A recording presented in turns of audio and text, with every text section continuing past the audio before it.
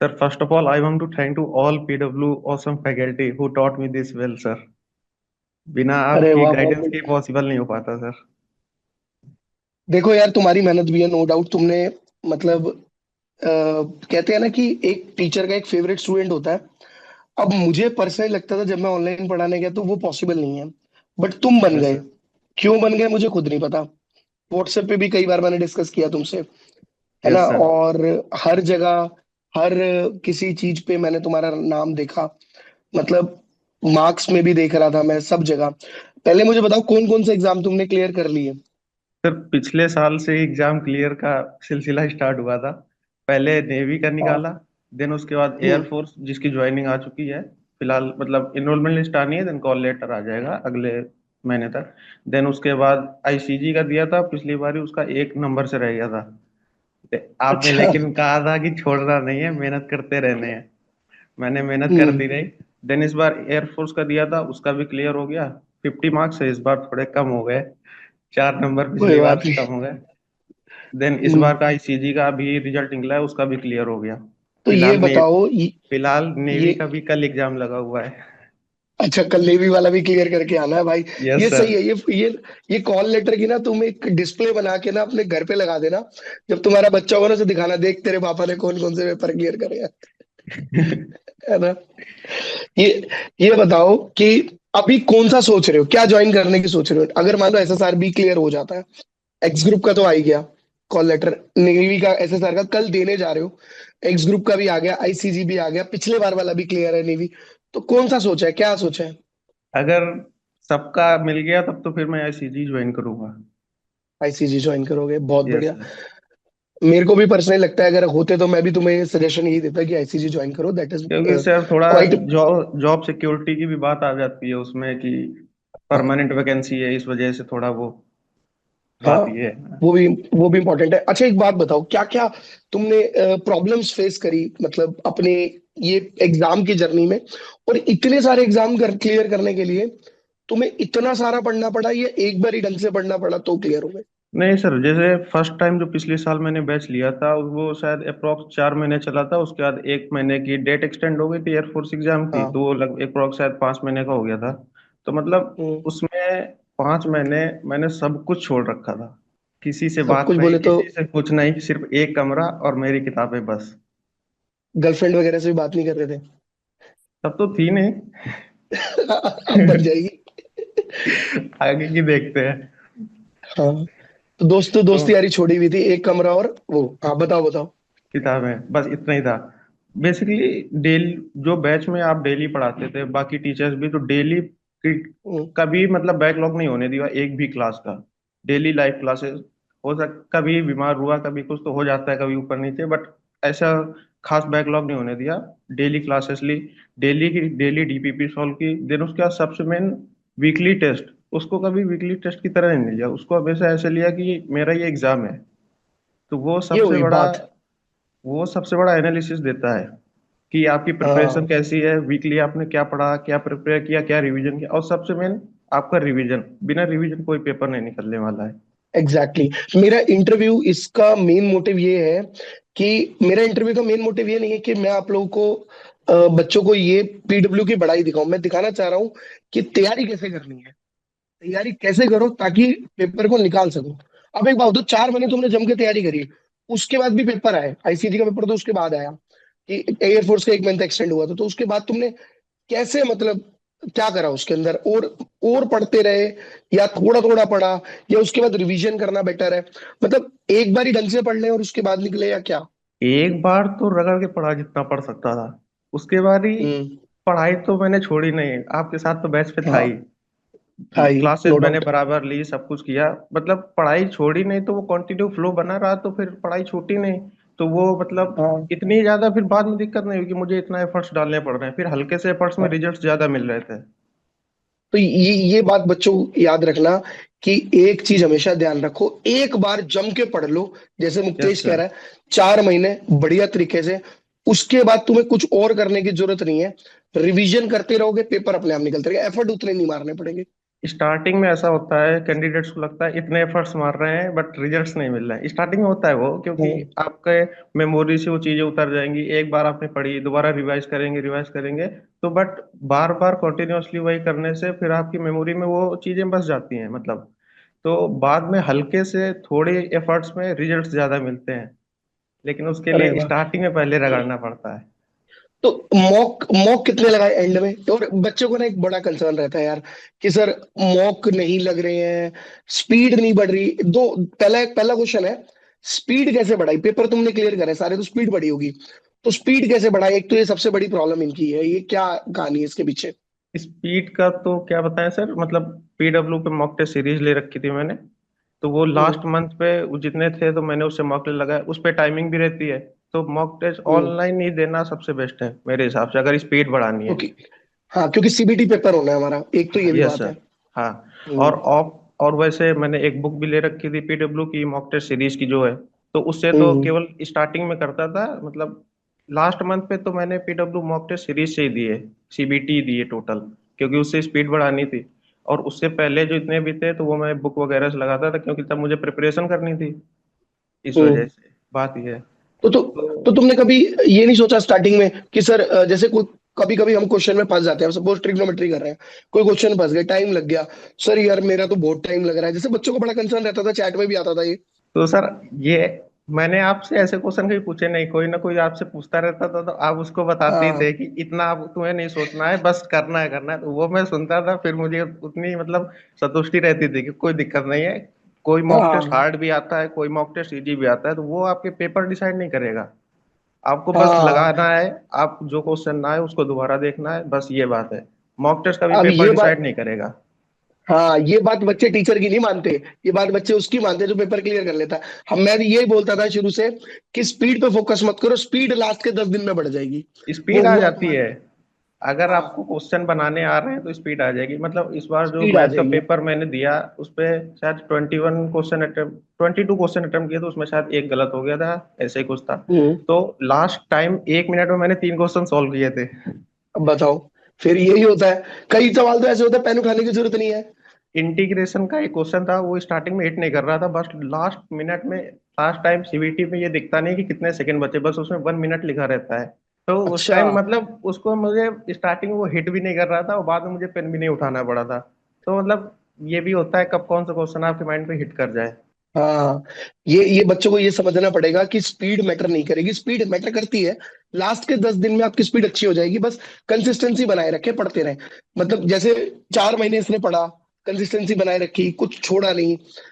बीमार है चलो समझ आता है, रिकॉर्डेड देख लिया, बैकलॉग नहीं होने दिया। ये बैकलॉग की बीमारी ना, ये बच्चों की खत्म हो जाए ना, तो आधी दुनिया तो ऐसी सेलेक्ट हो जाए, मैं तो यूं मानता हूँ। बैकलॉग हो ही कैसे जाता है? अगर सबसे मेन है प्रिपरेशन में आपकी कंसिस्टेंसी, अगर आपकी कंसिस्टेंसी टूट गई तो फिर क्या ही बचा, फिर तो गई खत्म कहानी प्रिपरेशन, फिर तो। यस। यही बात इनको समझानी है।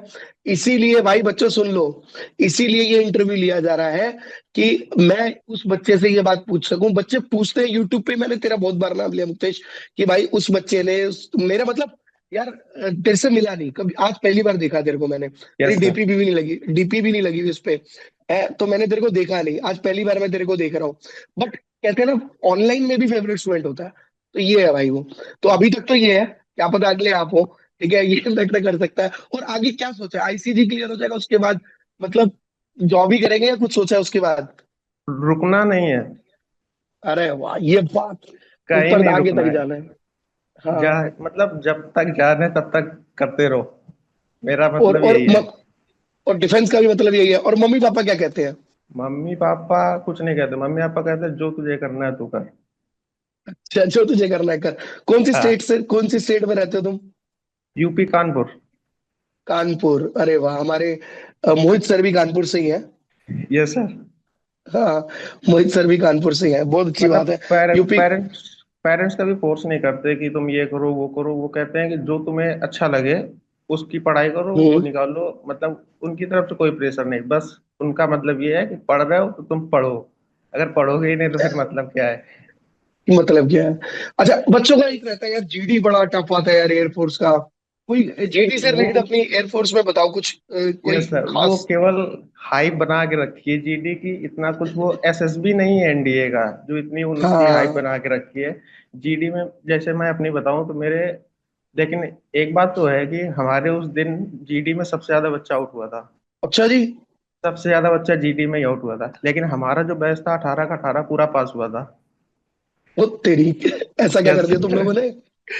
लेकिन वो बेसिकली इंटरव्यू ऑफिसर पर भी थोड़ा डिपेंड करता है। लेकिन जीडी इतना कुछ हार्ड नहीं है, बस ये है कि आपको बोलना है। अगर कुछ भी नहीं बोला तो हाँ। दिक्कत है। ऐसे जैसे जब जीडी कंडक्ट होता है तो सबको अपना चांस दौड़ना पड़ता है, एक शांत हो तब हम बोले। लेकिन हम्म। वहां पे था ऐसा कि दो तीन कैंडिडेट ऐसे हर बैच में होते ही हैं कि उनको थोड़ा एजिटेशन होती है, नर्वसनेस होती है, वो नहीं बोल पाते हैं।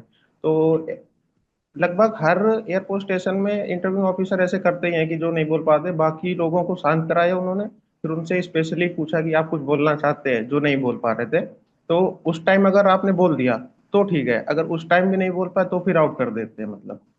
ये बच्चे जीडी से ना बड़ा परेशान होते हैं कि सर जीडी पता नहीं क्या। मैं इन्हें समझाता हूँ कि अरे भाई थोड़ा बहुत बोलना सीख लो। और इंग्लिश, जीडी और इंग्लिश का बोलने का कितना लिंक है? इंग्लिश में तो बोलना ही है, बाकी उन्होंने थोड़ा हाँ। बोल दिया था कि अगर कहीं अगर आप ब्रेक लेना तो हिंदी में भी हल्का सा बोल सकते हो, लेकिन हिंदी जितना अवॉइड करो उतना ही ठीक है। उतना लेकिन एडवांटेज है। हाँ, वो तो है ही सर। और बाकी इंग्लिश में इतना कुछ ग्रामर देखते नहीं, मैंने नोटिस किया था कुछ बच्चे मदर के लिए हिज प्रोनाउन यूज कर रहे थे, हेल्पिंग वर्ब गलत अच्छा। यूज कर रहे थे। लेकिन इतना वो नहीं देखते, बस उनको ये देखना है कि आप बोल पा रहे हो, हल्का कॉन्फिडेंस है आपके अंदर कि नहीं है। बस ये हाँ, और थोड़ा यार बहुत ग्रामर। इतने ऑब्वियसली, ऑब्वियसली डिफेंस में जा रहे हो, इतना कॉन्फिडेंस भी नहीं होगा तब भी। और ग्रामर मैटर नहीं करती है स्पोकन पार्ट में, नो डाउट ये इंपॉर्टेंट है। हाँ सर, मतलब वही है कि इतना ग्रामर मैटर नहीं कर रही थी, वो इतना नोटिस नहीं कर रहा, बस उनको ये नोटिस करना था कि आप बोल रहे हो कि नहीं। अगर नहीं बोल रहे हो तो फिर आउट हो। अगर थोड़ा भी आपने पार्टिसिपेट किया, आपका इंट्रो स्टार्टिंग में जो 1 मिनट का टाइम देते हैं इंट्रो और टॉपिक के बारे में थोड़ा नरेट करना होता है, वो आपका अच्छा होना चाहिए थोड़ा। और बाद में उसके बाद जीडी पार्टिसिपेशन एक दो तीन पॉइंट बोल दो, बस हो गया काम। मतलब बोलना पड़ेगा, बोलना आगे ये है। मतलब बोलना जरूरी है, ये नहीं कि चुपचाप बैठे रहो गूंगे की तरह। फिर तो और मतलब ही क्या हुआ जीडी का। हाँ, फिर जीडी का मतलब ही क्या हुआ? सही बात है। और अपने फिजिकल से रिलेटेड कुछ बताओ पॉइंट। फिजिकल में क्या रेस मारी, क्या टाइमिंग थी, वगैरह वगैरह? फिजिकल का तो सर जब मैं नेवी में रनिंग आउट ही हुआ था। अच्छा, रिकॉर्डिंग में आउट हुए थे? दीपक प्रजापति है एक बच्चा, और मेरे को उसका नाम भी याद है। I think he is now working in navy. दो दीपक प्रजापति हैं, एक तो वर्किंग है और एक और फिजिकल आउट हुआ था वो लड़का भी उस दिन। जिस दिन तुम आउट हुए थे उसी दिन उसका भी मैसेज आया था। बताओ बताओ अपना इंसिडेंट की क्या, क्यों हुए नेवी में, फिजिकल में, रनिंग में क्यों आउट हुए? नहीं, तैयारी नहीं करी ऐसा थी? था कि सर मेरी मैंने कभी लाइफ में रनिंग ही नहीं की थी, मतलब ऐसे ही जो ओ तेरी। क्रिकेट वगैरह खेलने गए या कुछ गए ऐसे ही हुआ, मतलब हम्म। केवल रनिंग कभी नहीं की थी मैंने कि हाँ केवल तैयारी के अच्छा। लिए कभी रनिंग। हाँ, मैं प्रिपरेशन तो कर रहा था, लेकिन रनिंग वगैरह फिजिकल पे इतना ध्यान था नहीं मेरा, क्योंकि उस टाइम हम्म। पढ़ाई पढ़ाई से भी मुझे क्लियर करना था एग्जाम वगैरह। तो हाँ। मतलब जब एग्जाम क्लियर हुआ, नेवी में इतना टाइम भी नहीं देते, उन्होंने केवल 15-20 दिन का टाइम दिया। मेरी रनिंग कंप्लीट थी नहीं, उस 15-20 दिन में मैंने ट्राई किया लेकिन हुआ नहीं। फिर वो मैं रह हुआ गया था, नहीं। मतलब लगभग 50 मीटर के अप्रोक्स ही रह गया था, ज्यादा नहीं था, लेकिन फिर उन्होंने आउट कर अच्छा, दिया। मैंने कहा चलो लेकिन कोई नहीं। 50 मीटर, 50 मीटर भाई बहुत होता है 1600 मीटर में। मतलब ऐसा वो एक्चुअल वो रियलिटी है। बात तो है हाँ। और एयरफोर्स का फिर कैसे निकाला? मतलब फिर तैयारी बढ़िया करते रहते फिर रहे मैंने तैयारी? जब नेवी से आउट हुआ फिर उसके बाद मैंने रनिंग नहीं छोड़ी थी। हाँ, मतलब फिर मैं यही है ना, अपनी रनिंग, गलतियों से सीख लो यार। हाँ फिर मैं रनिंग वगैरह करता रहा, फिर काफी टाइम मिल गया, मतलब पिछले साल कब हुआ था रनिंग, जून जुलाई के आसपास नेवी की रनिंग हुई थी शायद। फिर 5-6 महीने, छह हाँ। सात महीने मिल गए फिर रनिंग, तो इतने में तो कोई भी कर लेगा, और 7 मिनट बहुत होता हाँ। है। हाँ, 7 minute is a very good time, no doubt. मतलब मेरा इतना वेट है, मैं भी रनिंग करता हूँ। अभी जैसे बीच में मैं कर रहा था, तो मैं 6 मिनट में आराम से कवर कर पा रहा था। 1200 1300 मीटर मैंने नापा था। तो आराम मतलब से आ 6 मिनट जाती में है। 1200 1300 मीटर अगर आ रहा है तो 300 400 मीटर ही है कवर करना है जो हाँ, 1 मिनट के अंदर। तो वो हो सकता है, मतलब 7 मिनट में है इजीली। और जो पिछले एक और चीज सुनी हमने, पुशअप जो लगवाते हैं उसमें अप एंड डाउन का बड़ा चक्कर होता है यार। वैसा हुआ था तुम्हारे साथ? उस हाँ सर, उस पे मतलब जब डाउन करा रहे थे तब 3 सेकंड तक होल्ड करा रहे थे। हाँ, तो ये जो 10 पुशअप मार रहे थे ना, 10 मारने 15, 8-10 थे शायद सर, 10 ही थे। 10।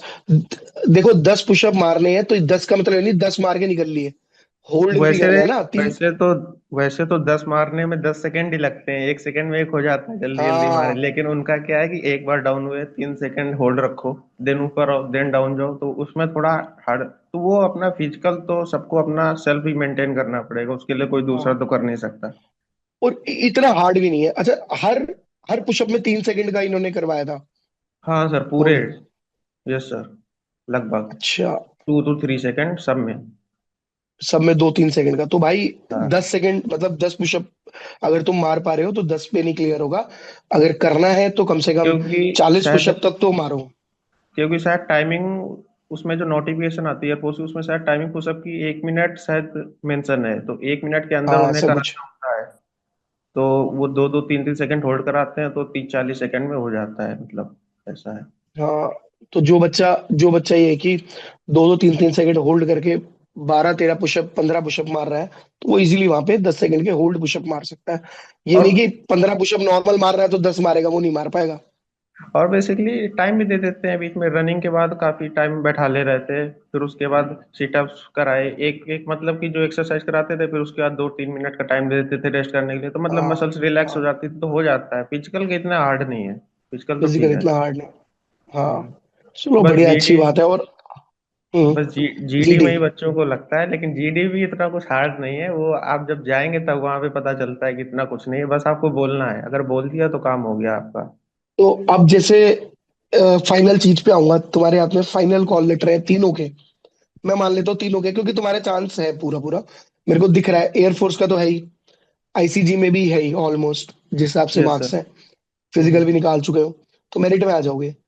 तो तीनों ही आ जाएंगे हाथ में। तो पापा ने बोला या मम्मी ने बोला कुछ कि बेटा एक बार ही सोच ले, आईसीजी की जगह एयरफोर्स देख ले। और क्योंकि आईसीजी की शायद तटरक्षक वाली है, तो वो शायद साउथ में ही रहेगी हमेशा पोस्टिंग। वो बात तो है। घर में बस ये बोला कि थोड़ा ऐसे देखो कि मतलब जॉब सिक्योरिटी भी हो, फिर ऐसा ना हो कहीं कि 4 साल बाद घर आना पड़ जाए। दैट इज सबसे इम्पोर्टेंट, तो मेन, मैं भी बोलता हूँ। घर वालों को तो इसी बात की टेंशन रहती है कि बच्चा जाए, फिर उसके बाद 4 साल बाद फिर घर में ना बैठ जाए आके। इसलिए फिर कह उसके रहे हैं बाद कि कुछ अलग मतलब से करेगा। कि अगर आईसीजी में हो जाए तो फिर आईसीजी कर लेना, तो ये देखो, चीज है। मेरा मानना है कि 25% परमानेंट हो रहे हैं, और उसके अलावा कुछ बच्चे कमांडो में भी निकल जाते हैं। हाँ वो तो है सर। और हाँ, कुछ बच्चे उनमें से कमांडो भी बनते हैं। मैंने बताया भी था कि जितने नंबर लाओगे बेटर है, तुम्हारे लिए कल को चांस रहेगा कमांडो बनने का। तो यस कमांडो सर। परमानेंट होते हैं, जैसे गरुड़ कमांडो हो गए, एयरफोर्स में, नेवी में मरीन कमांडो हो गए। तो अगर वो यस बन सर। जाओगे, हाँ मुश्किल है कमांडो, नो डाउट, बट बन तो सकते हैं। और उसके बाद तुम्हारे पास बहुत सारी पुलिस ने, मतलब यूपी पुलिस में भी शायद है कि तुम्हारे पास कोटा होता है उसका। पैरामिलिट्री फोर्सेस में रिजर्वेशन दे दिया हाँ, है। पैरामिलिट्री में रिजर्वेशन है, उत्तराखंड की पुलिस में रिजर्वेशन है। तो मतलब काफी जगह पर है। आई थिंक दिल्ली पुलिस में तो नहीं है रिजर्वेशन, बट ठीक है, काफी जगह है। तो ऐसा नहीं है कि बहुत ही ज्यादा बच्चे सोचते हैं अग्निवीर में जाने के लिए, मतलब ना ही करो अपने आप को। भाई करना चाहिए, मेरा पर्सनली मानना है, करना चाहिए। आपके पास चांस मिलेगा, पैरामिलिट्री में भी बहुत सारे चांसेस हैं। करना चाहिए, करना क्यों नहीं चाहिए बेसिकली। हाँ, देश की सेवा ही है, मैं तो हमेशा यही बोलता हूँ। Yes sir. चलो अच्छी बात है। अब दिल्ली कब आ रहे हो ये बताओ, दिल्ली एनसीआर। दिल्ली तो अभी आईसीजी का फिजिकल लगा है, तब आएंगे, अभी 13 जून को है। कब है, कब 13 जून। 13 जून, 11 जून, 12, ठीक है। तो 13 जून में दिल्ली होऊंगा, मतलब ग्यारह नोएडा में जून ही के है। आसपास। नोएडा में ही है ना, मैं वैसे दिल्ली में, वैसे दिल्ली रहता हूँ, नोएडा कोई दिक्कत नहीं। मैं जरूर आऊंगा, ये कंफर्म है। Okay sir. मैं अपना प्लान जरूर रखूंगा, ठीक है, मिलूंगा जरूर भाई तुमसे।